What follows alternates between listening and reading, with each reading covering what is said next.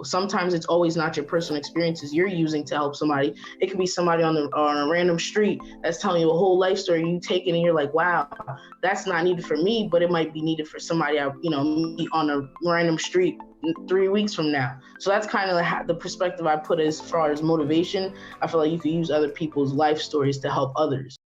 Hey, what's up, guys? Welcome to the Team Reinvented Gaming Podcast. I am here with Vern Pacquette, motivational speaker, entrepreneur, all of the above, everything. Vern, thank you for being on the podcast. Yeah, thank you. I appreciate it. Nice. So I've like I told you before we started, I just seen everything you've been doing with your own podcast with Vern Logic. You being a mentor and an entrepreneur, and I'm just interested to see like what your journey is and to hear your story and everything like that. So I guess we'll start with how did Vern Logic start? Like, walk me through it. All right, so I really actually love this question because honestly it started from high school. So I used to do PGC peer group connection. I used to do teen pep and everything like that and whatnot, including the underclassmen. So I was a mentor to underclassmen. So that kind of sparked the whole motivation, the whole inspiring people. So then after high school, I created this, nobody really knows, but I created this curriculum from 6th grade to 12th grade, kind of Vern Logic based of curriculums and different things that I feel that, students would need after high school. So I implemented something like that. I haven't really, gone out, and really secured it and did it, but, it's still in the works behind closed doors. But honestly, that sparked Vern Logic, and my name's Vernalyn. So I put Vern Logic. So I was like, all right, let's put it together. And I was like, Vern Logic. So I that name, I want to say what year I started. I think it was 2013. Yeah, I was right after high school, 2013. Okay, nice. So you would mentor these kids, would it be academics or would it be life? What was it? It would be life, academics, schooling, anything that honestly they came to me, I would use my best judgment and experiences. I also, experiences from other people to, really help other people and shed light on different perspectives. Okay, nice. So Vern Logic is a company now. Is it a brand? Is it a company? Are you just the person, Vern Logic? How does that? I know you have a website. I know you have your own podcast now. How does that tie into those avenues?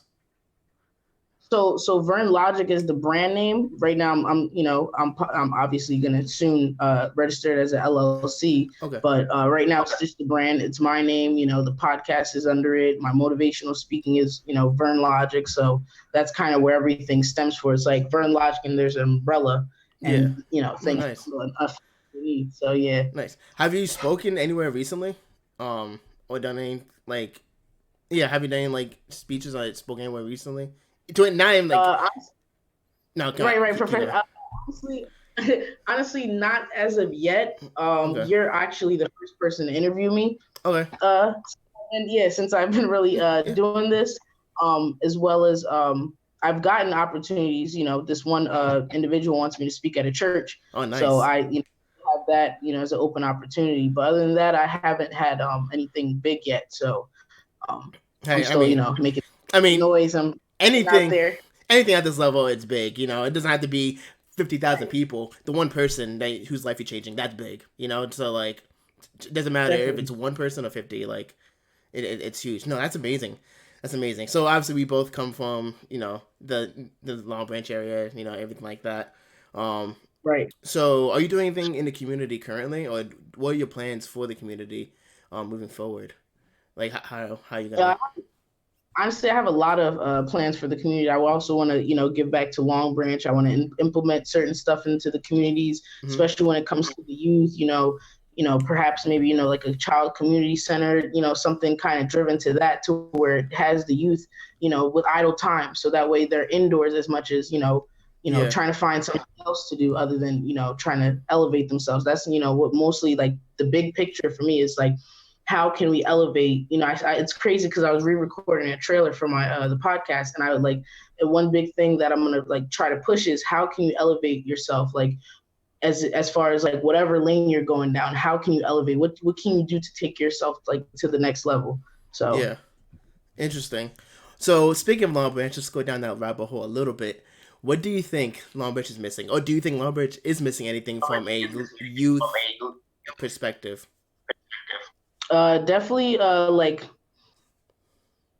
things that they need to know outside of high school, like after high school. Like I feel like things like that, if that's implemented into a community center, I feel like that could really help Long Branch. Like the Long Branch Public Library is amazing, but I feel like there's other added things that could, like I said, it could fall under the same umbrella, and they could all get included in like engaging into extracurricular activities. Okay, and you mean like you mean like whether that's taxes, credit cards, like life advice for them. Credit, like how to apply for a rent a rental property and things like that. Like some people may not know it until the time is right, and they're like, oh, let's do it. It's kind of like a step-by-step thing.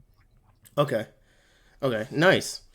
So motivational speaking is a big term, in my opinion, a overused term to some degree in 2022 and even the most recent years. So do you think I'll say this, do you think there are too many motivational speakers nowadays, or people who claim to be motivational speakers but don't actually fall into what you think a motivational speaker is? So it's kind of a two-part question. My first question is the one I just asked, but the second one's going to be, what is a motivational speaker in your terms? So you can answer them any way you want. Okay, so the first one you said, do I think there is enough or not enough? Honestly, I feel like there's not enough motivational speakers. I feel like, yes, a lot of people do it, but I feel like it's not enough of like certain individuals doing it. Like you always see like, 30, 40, 50-year-olds, inspiring people that's young. Like I'm personally, as Vern Logic, I'm trying to, I'm 27, so I'm young. So I feel like the knowledge and the wisdom I could provide to a lot of people younger and older than me, I feel like that's something I'm trying to start, as if like that's where it needs to be more, like more people that are our age, not waiting until they're 30, 40 to tell a story or a biography. Like do it now. Yes, you're 27, but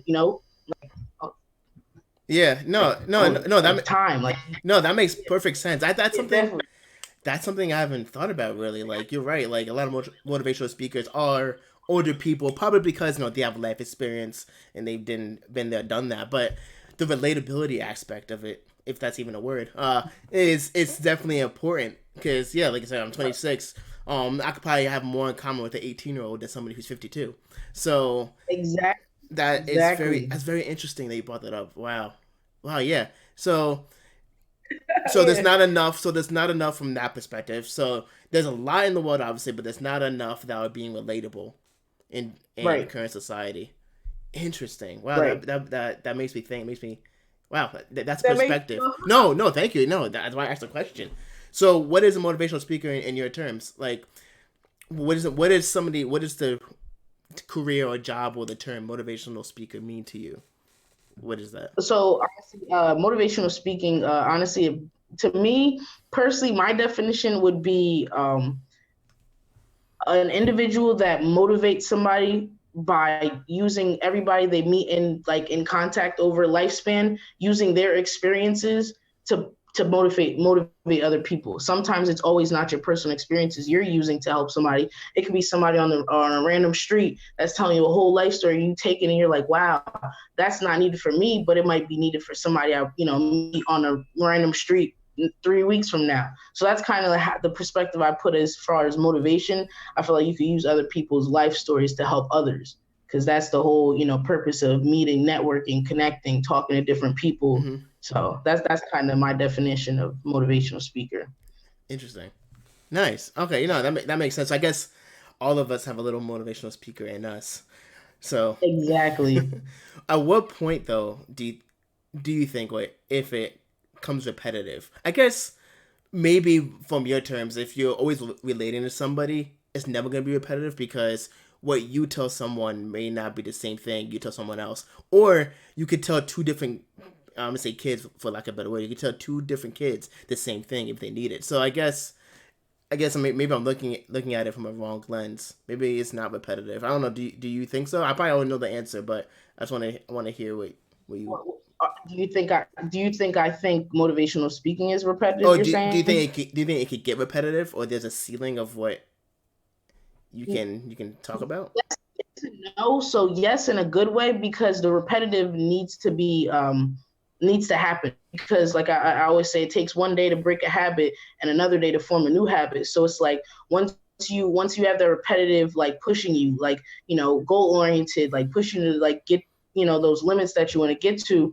I feel like that's the repetitive, that's good. Sometimes repetitive as in like it could be taken as a no, as far as like saying the same thing, like get up at 9 o'clock so you could chase your goals. That could be repetitive. But as far as like pushing you to elevate and get to the next level, then that I feel like it could be taken into a good light.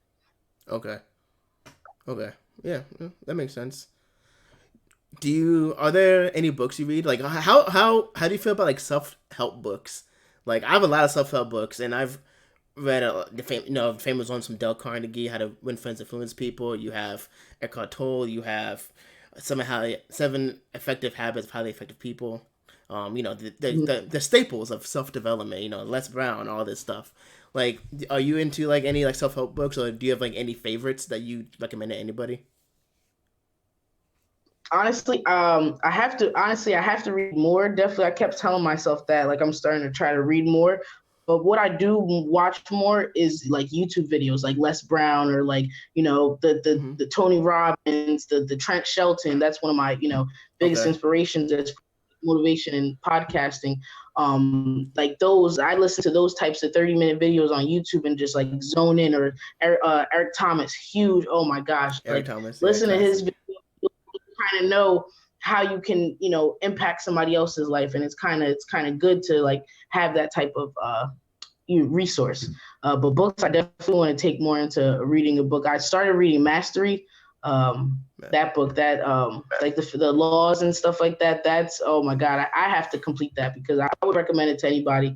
It's a really good book. It helps you like open up your eyes as far as like people's perspective, how people think, and how, just a human being is. So it's definitely good. That what you said, it was Mastery? Who's the author? I believe it's Robert Greene. It's one of those. Yeah, are you talking about? I believe so. Okay, I know Robert Greene wrote the 48 Laws of Power. Yes, that's it. Yeah, that's the book. Oh, okay. That, and I know Mastery's another book. Okay, if you didn't read it, his author, it's somebody else, but definitely those two. Okay, nice. I look into that. Interesting. So, motivational speaking. So, I kind of want to go into. I'm gonna touch the long bridge again. So, you said it's missing a place where freshly graduated students or kids can go learn life advice. So, what do you? Let's get into detail about that. So, like, what are you thinking? You thinking like a community center? You thinking there needs to be courses within like 12th, 11th grade? Like, what are you thinking? Because I know you proposed to, like, correct me if I'm wrong, but didn't you propose something to the board of education one time?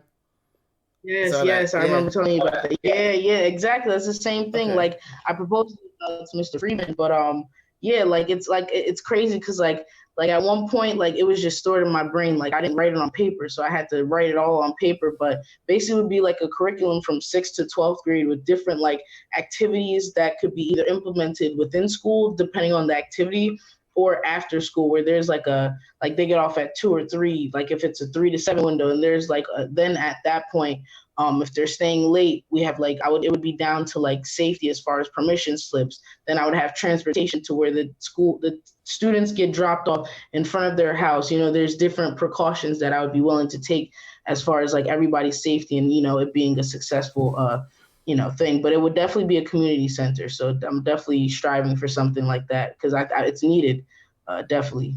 Nice. And so this was proposed, and I don't know if you signed an NDA or you can't talk about it. But so it was proposed to the Board of Education. Like, did they agree with it? Like, what was their reaction to it?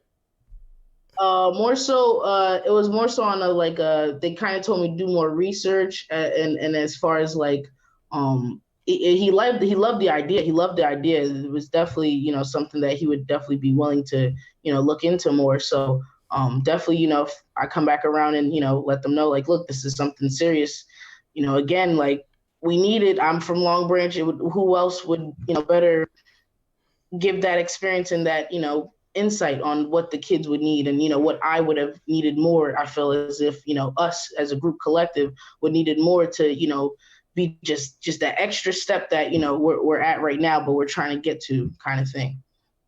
Okay. Interesting. Yeah. I want to see. And how long ago was that? How long ago did you propose that? I want to say like 3 years. Okay. About 3 years.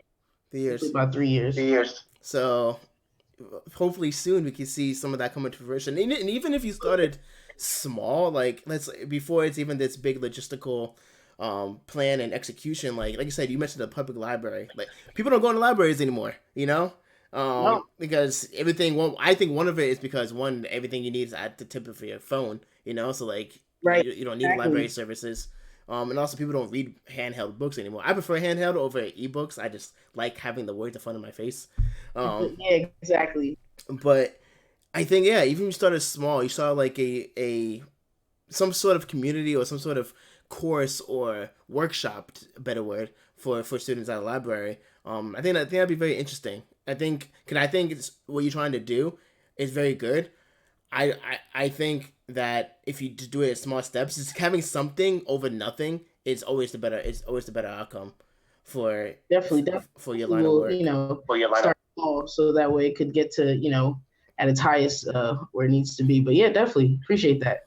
So yeah, I'm interested. I'm gonna be gone from Long Branch in about a month because I'll be moving, but. Yeah, okay. I still need to be keeping tabs on that and everything, because I do want to get back to the community as well. So, I mean, that was all the questions I honestly had. Like, you pretty much went through everything pretty quickly. I looked up everything, and is there anything else you want to talk about? Anything in particular? Yeah, I mean, I also want to, let people know, I am, come from a Caribbean household. I'm from Dominica.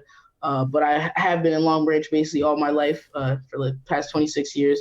But, that's a little bit about me. I have a sister. I love, inspiring people. I love doing what I do. I love, making podcasts. I love networking with other people. I love what you did right here. I love what you do. I'm proud of you. I've known you for years. Thank you. I'm definitely, proud of everything that you have going for yourself. So, yeah, I love this. So I guess for this we just gotta watch and see what comes next. See what happens.